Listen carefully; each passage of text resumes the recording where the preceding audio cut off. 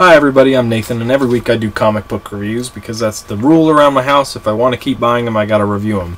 So this review is going to be for FF number 8 by Jonathan Hickman and Stephen Epting and Paul Mounts, I believe. Yeah, got it right that time. Anyway, as some of you may know, I was off the FF for the 1 or 2 issues where they deeply explored where Black Bolt came from and what was going on with the Inhumans, because that story never really appealed to me and I didn't really like the artwork. And then I flipped through this. I'm not giving up on them completely, surprisingly. And I flipped through this and saw some great art and some interesting things going on, so I picked it up again. Again, this is 2 weeks old probably, but it's still a valid review, I think.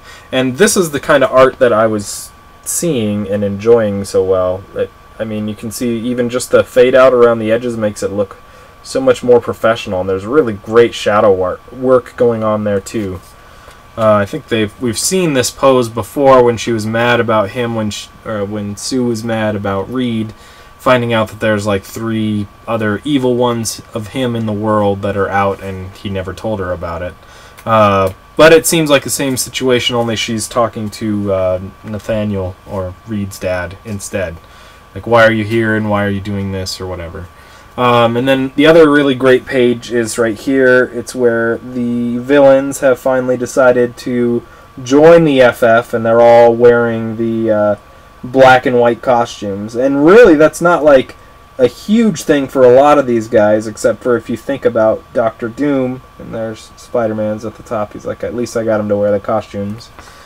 It's really not a big deal except for Doom, who you would never believe in a million years would stoop so low as to changing his colors to Reed's team, to be even to catch a ride from them. You wouldn't think that would be in his wheelhouse. But anyway, then there's this really interesting tidbit too.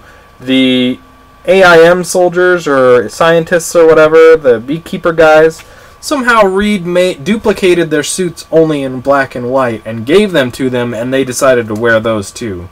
Like, some of the more fantastic suits, I don't know why that's more believable, like Diablo's suit or, I don't know, Doom's suit, whoever. But just those beekeeper outfits, they seem like such cannon fodder in most cases that you wouldn't expect them to have special colored suits. And what's the point of having colored suits? Is it like the basketball situation where you can tell who's on your side? Because I tell you, that would not work here. Because there are people with black and white suits, like Black Bolt, hanging out there at the same time. I guess they would assume that Black Bolt's on his side, but still. Anyway, I digress. This issue was a whole lot of fighting, and then at the end there's a couple of double cross between all the villains that are involved here, so it's not all that surprising. It's nice though. It's moving the story forward. It's getting through this big lump of situation that we have going on.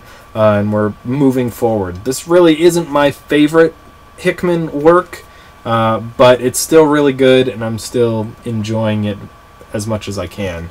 If they could tack down an artist and stay on one artist with this one, I think I would like it a lot more than the constant rotation. But hey, you know, they're trying to meet schedules as best they can, and even put out doubles a lot of times, so they have to get different artists work on different issues, so that's the situation there.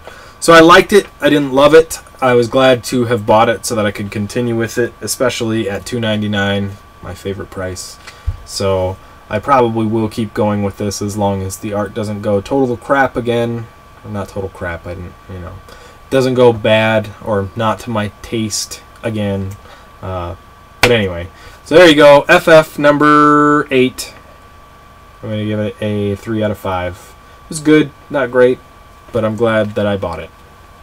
If you want to check out any of the other reviews that I'm doing or have done, look for the reviews under Spidey207 on YouTube, or Peteparker on either iFanboy or Comic Vine or the Marvel and DC databases. But in any case, thanks for listening, and we'll talk to you on the next one.